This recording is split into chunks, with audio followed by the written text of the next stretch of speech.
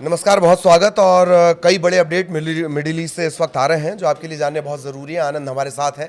कई important point in सबके बीच develop हो गए हैं। पाकिस्तान में एक बैठक होती है, बड़ी हाई प्रोफाइल वो बैठक कही जा रही थी, शांति की उम्मीद तलाशी जा रही थी, और उसके ठीक बाद अचानक से ईरान के ऑफिशियल्स की तरफ से बात क्यों आने लगी है कि हम युद्ध के लिए पूरी तरह तैयार हैं। साथ ही साथ अमेरिकी नेवी का मूवमेंट अगर होर्मुज स्ट्रेट के इर्द गिर्द बढ़ रहा है, लेकिन भारत एकदम प्रसन्न है, खुश है, कहां से उसका कोई जुगाड़ हो गया। और इससे पहले रशिया चाइना की तरफ से बातें कही जा रही थी कि वो इस युद्ध में आ सकते हैं, हो सकता है, can be, it can be. पहली बार वहां से ऑफिशियल्स का बयान आ गया है, पहली बार। इसके मानी समझ रहे हैं आप, ये विश्व युद्ध की तरफ जाने वाली स्थितियां हो जाएंगी। एक एक करके तमाम चीजों को समझेंगे।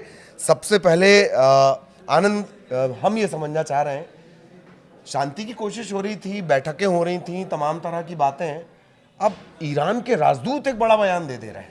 बिल्कुल, और ये बयान ऐसे समय पे आया क्योंकि ट्रंप, देखिए, एक धमकी भरा, एक तरीके से हम बोल सकते हैं कि उनका बयान था कि स्टेट ऑफ हॉर्मुज में नाकाबंदी शुरू होगी यूएस की, है ना। इसको लेकर के कड़ी चेतावनी ईरान की तरफ से आना शुरू हो गया है।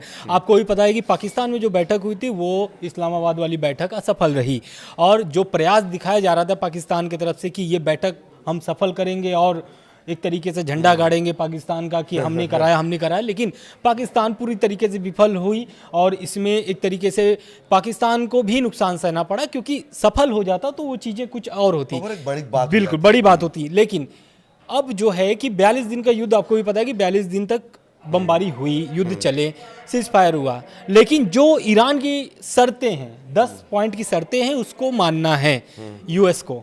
और जेडी वेंस जब इस्लामाबाद पहुंचे तो ऐसा लग रहा था दोनों तरफों से, या फिर बाकी देशों को भी, पूरी दुनिया को भी लग रहा था कि हो सकता है कि यहाँ पे बात बन जाए, लेकिन बात बनता नहीं है, बल्कि और उलझ जाता है। क्योंकि ऐसा इसलिए हम बोल रहे हैं क्योंकि ईरान के जो राजदूत हैं वो फिर से उसी बात को दोहराए हैं जिसका डर था।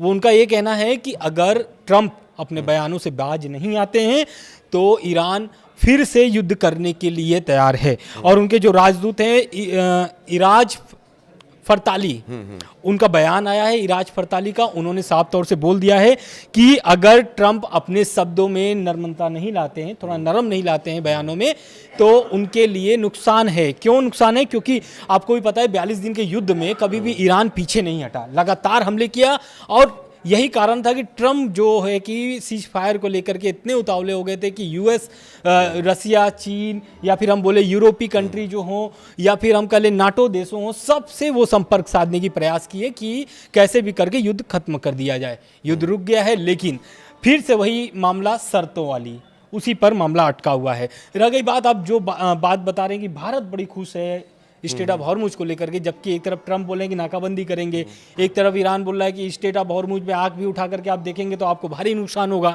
तो जो ईरान के राजदूत हैं मोहम्मद फतहली, उनका बयान आया हुआ है, और उन्होंने साफ तौर से बोल दिया है कि भारतीय जहाज़ों की सुरक्षा आवाजाही हमारी गारंटी है, मतलब ईरान की गारंटी है, और कोई भी टोल वसूली नहीं जाएगी। जो भारत की जहाज है वहां से अब कोई भी, भारत के जहाज़ों से कोई भी टोल वसूला नहीं जाएगा। और ये एक तरीके से उस समय में बयान आ रहा है जिस समय में ट्रंप नाकेबंदी को लेकर के एक समय भी निर्धारित कर दिए थे कि वो शाम 7:30 बजे नाकेबंदी शुरू कर देंगे स्टेट ऑफ हॉर्मुज में। बिल्कुल, तो ये जो इम्पोर्टेंट बात है इससे आप जान लीजिए। और एक बात और कि मोहम्मद फताली साहब जिस बात का जिक्र कर रहे हैं, दरअसल ईरान और भारत के जो ताल्लुकात हैं उन्हें कुछ सालों, कुछ दशकों में नहीं देखा जा सकता। साझा इतिहास अगर आप दोनों देशों का देखेंगे दोस्ती का, वो करीब करीब हज़ारों साल का दोनों की हिस्ट्री आपको मिल जाएगी, लिखित इतिहास की हम बात कर लें। एक बात, दूसरी बात कि शुरुआत से लेकर अब तक आपने देखा होगा भारत के लिए बहुत ज़्यादा दिक्कतें नहीं आई। भारत लगा झंडा, जो शिप है वो बहुत आसानी से मूव की हैं। इसके अलावा भारत से भी बहुत कुछ है। एक तो ईरान जो है वो करीब करीब 60 दिन का हमें पीरियड देता है, उसमें हम पैसा वगैरह कुछ नहीं देते हैं।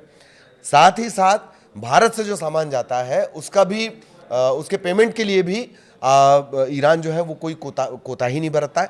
तो बड़े अच्छे संबंध हैं, शुरुआत से ही था। तो हम कोई टोल नहीं लेंगे, और अमेरिका की नाकाबंदी को लेकर साफ साफ चेतावनी दे दी।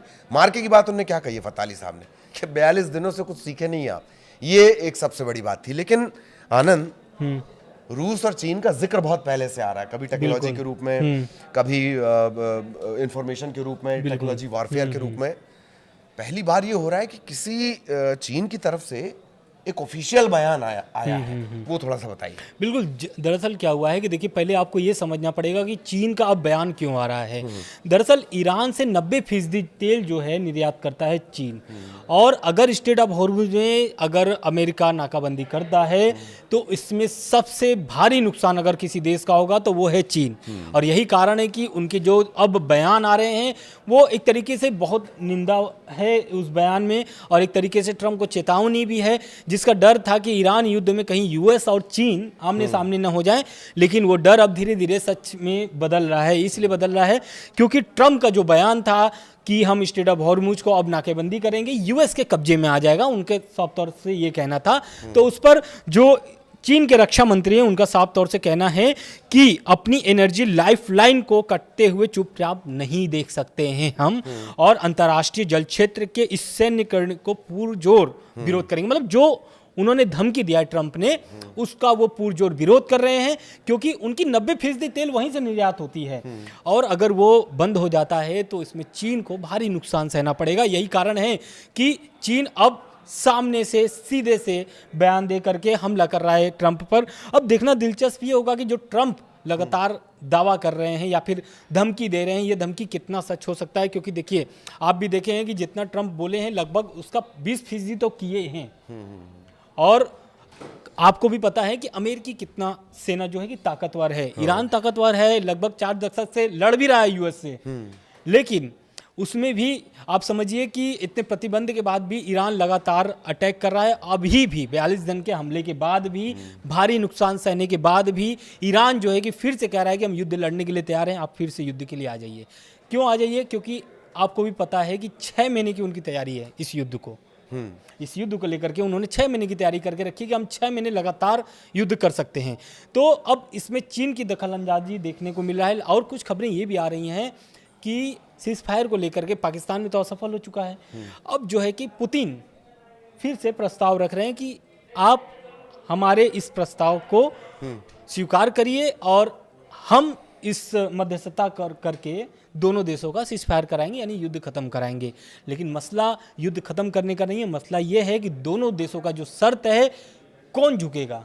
सबसे महत्वपूर्ण बात यह है, क्योंकि वही शर्त जो है 10 पॉइंट की जो शर्तें थी, वही कारण था कि पाकिस्तान में सारी बैठकें असफल रही। बिल्कुल सारी बैठकें असफल रही। और बात दरअसल ये है कि अब ईरान के पास, ईरान की स्थितियां वो हैं कि आर या पार जैसी स्थिति में वो आ चुका है। और रूस से एक बड़ा अपडेट जो है, यूरेनियम को लेकर व्लादिमीर पुतिन ने एक बड़ी बात कह दी है कि क्रेमलिन की तरफ से आधिकारिक तौर पर यह घोषणा की गई है कि वो अमेरिका और क्षेत्रीय देशों के साथ किसी भी संभावित शांति समझौते के तहत जो एनरिच यूरेनियम है, जिसमें दावा किया जा रहा था कि 60% तक एनरिच है, 90% जाने में 15 दिन, 7 दिन से 15 दिन का वक्त लगेगा, वो ये कह रहा है, दिमित्री पेस्कोव ये कह रहे हैं कि ठीक है, शांति के लिए ये आपने एनरिच कर लिया है 60%, आप इसको स्टोर रूम हमारे यहां रखवा दो, ठीक, ताकि आपको अगर ईरान पे डाउट है तो उसको हम सुरक्षित रख ले रहे हैं, लेकिन विश्व की शांति के लिए ये इस तरह का इनिशिएटिव लेने को तैयार है। कौन? रशिया। ये भी डायरेक्ट कोई बात अगर रशिया की तरफ से की गई तो ये एक चाइना की तरफ से जो बात की गई, और दूसरी ये, हालांकि कोई ठोस इसको लेकर अभी तक बातचीत आगे नहीं बढ़ी है। अमेरिका, इजराइल और ईरान के बीच जड़ती जो जंग है, जो पूरे एक तरह से पूरी दुनिया को ये प्रभावित कर रही है, अगर उसमें मेदवेदेव की बात मान ली जाए या व्लादिमीर का ये ऑफर मान लिया जाए, ये बड़ा गेम चेंजर साबित हो जाएगा। लेकिन ट्रंप, अब जरा इस पर चर्चा कर ली जाए। 2 बातें और बच गई हैं कि इजराइल और लेबनान को लेकर भी कोई बातचीत होने वाली, क्योंकि इस बार का जो ये पूरी बातचीत, ये जो पूरा युद्ध विराम है, ये गड़बड़ाया है तो लेबनान की वजह से। इजराइल ताबड़तोड़ हमले कर रहा है। ऐसी तस्वीरें वहाँ से आ रही हैं, जैसे ईरान से आपने देखा था बच्चों की जान चली गई थी, स्कूली बच्चों की, इसी तरह की तस्वीरें लेबनान से भी आ रही हैं। ये रोड़ा इसी में फंसा हुआ है। तो एक अपडेट लेबनान और इजराइल को लेकर भी है, आनंद, वो बताएं जरा। बिल्कुल, देखिए जिस तरीके से ईरान पर हमला शुरू हुआ, पहले हिजबुल्ला से, यानी कि लेबनान यानी हिजबुल्ला से कोई हमला नहीं था, लेकिन जब लगातार हमला शुरू हुआ और युद्ध खींचता चला गया तो उसमें हिजबुल्ला को कूदना पड़ा। और हिजबुल्ला आपको भी पता है कि किस तरीके से ईरान का समर्थन करता है, या फिर प्रॉक्सियों का जो ईरान समर्थन करता है, तो अपने कठिन समय में उसका सहयोग चाहता है, और वो सहयोग हिजबुल्लाह से मिला है, और हिजबुल्लाह लगातार हमला कर रहा है। लेकिन जब ये सीज फायर हुआ था ईरान, अमेरिका, इजराइल की, तो उस दरमियान भी ईरान ने एक चेतावनी जारी किया था कि अगर लेबनान पर हमला बंद नहीं हुआ, और अगर लेबनान पे हमला होता है तो वो हमला ईरान पर मानी जाएगी, यानी ईरान पर हमला हो रहा है। ईरान का साफ तरीके से चेतावनी थी, लेकिन इजराइल लगातार सीज फायर के बाद भी हमला कर रहा था, और उनका ये कहना था कि ये जो सीज फायर है इससे कोई भी इससे जुड़ा हुआ चीज़ नहीं है, हाँ। और वो लगातार लेबनान पर हमला करते जा रहा था। लेकिन अब बात बैठक की आ गई है, यानी उनके भी सीज फायर की बात हो रही है, जो कि कल बैठक होने वाली है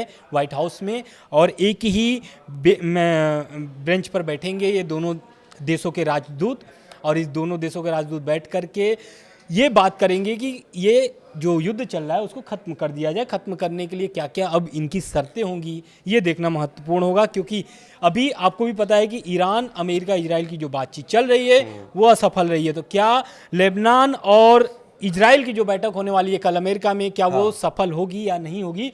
क्यों नहीं होगी ये भी हम बता दे रहे हैं। इसलिए नहीं होगी क्योंकि अभी तक ईरान का मसला सुलझा नहीं है और उलझते जा रहा है। जैसा कि मैंने पहले बताया कि ईरान फिर से चेतावनी दे दिया कि हम फिर से युद्ध लड़ने के लिए तैयार हैं, तो इसकी भी संभावनाएं कम लग रही है। बिल्कुल। हालांकि इजराइल का जब इन्वॉल्वमेंट हो जाता है अमेरिका का, तो ऐसा लगता है एक बड़ा अपडेट ट्रंप और पोप लियो को लेकर जिस तरह से घटनाक्रम है, आनंद वो बताइएगा आप। लेकिन थोड़ा सा मैं आपको ये इजराइल और लेबनान की हिस्ट्री बता दूं। 1983 के बाद पहला मौका होगा, डायरेक्ट बातचीत होगी किसके बीच? इजराइल और लेबनान के बीच। अब उसे अलग अलग नजरों से देखा जा रहा है। जानकार ये भी कह रहे हैं कि ईरान से ना निपट पाने की स्थिति में, अच्छा ये सब मजबूत पिलर हैं, जो क्षेत्रीय पिलर्स हैं, उसमें एक लेबनान में जिस तरह से हिजबुल्लाह की तरफ से परेशान किया जा रहा है लगातार अटैक करके, तो इसे एक नए समीकरण के तौर पर भी देखा जा रहा है। एक बात जान लीजिए, अमेरिका में इजराइल के राजदूत हैं येचियल लिटर और लेबनान के राजदूत नादा हमादेह मुआवत, ये शांति के लिए बात करने वाले हैं, जबकि दोनों देशों के बीच कोई राजनयिक संबंध है नहीं। ये बहुत पेचदार होगा, आउट ऑफ द बॉक्स इसे दुनिया में माना जा रहा है। इस पर जरूर निगाह रखिएगा, आपके लिए हम इस पर निगाह रखेंगे। लेकिन एक और बड़ा घटनाक्रम हुआ है।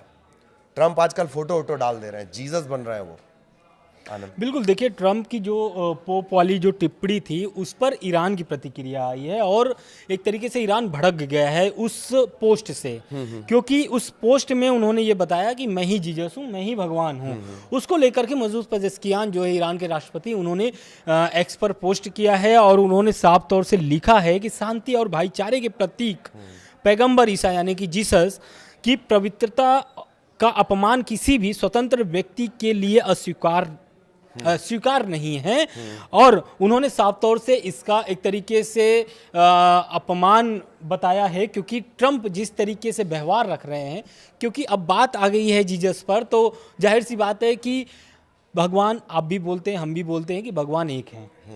तो ईरान के जो मसूद पेजेश्कियान है, उन्होंने बाकायदा ट्वीट करके उनके इस पोस्ट का निंदा किया है, और साफ तौर से बोला है कि ईरानी जनता इसे कभी भी स्वीकार नहीं कर सकती है। बिल्कुल। तो ये है, और जिस पोस्ट का दरअसल जिक्र आनंद ने किया है, जिस बात को लेकर पेजेश्कियान बहुत नाराज हो गए हैं, ऐसा नहीं है कि ये पोप लियो से पहली बार इनका पंगा हुआ हो। इससे पहले आपको याद होगा पोप फ्रांसिस को लेकर भी बहुत विवाद दोनों के बीच चला था। किसके बीच? ट्रंप के बीच और पोप फ्रांसिस के बीच। ठीक, वेटिकन सिटी भी इसकी जद में आई थी तब। एक बात। दूसरी बात कि जिस इस फोटो का जिक्र हो रहा है, इसमें वो जीसस की तरह चमत्कार करते नजर आ रहे हैं। बिल्कुल। एक बात और जान लीजिए कि इस्लाम और क्रिश्चियनिटी रूट में जाकर ये एक ही है। ठीक है, समझ रहे हैं आप? रूट में जाकर ये एक ही हैं दोनों धर्म, बाद में जाके इनके पथ अलग अलग हो जाते हैं। और पेजेश्कियान का ये जो, इसे मैं दांव कहना चाहूंगा, पेजेश्कियान बहुत सोच समझ कर ट्वीट करते हैं, इस बात को समझिए आप। बहुत सोच समझ कर आनंद उन्होंने ट्वीट किया है, इसे धर्म से जोड़ते हुए, इसे मुस्लिमों से जोड़ते हुए, इसे पूरी क्रिश्चियनिटी से जोड़ते हुए। खैर, तो इसी तरह के अपडेट हम आपके लिए लेकर आते रहेंगे। आज के बड़े अपडेट्स आपने जान लिए, इन पर नजर रखिए। इनसे जुड़ा जो भी आगे फॉलोअप आएगा वो हम आप तक पहुंचाएंगे। नमस्कार। नमस्कार।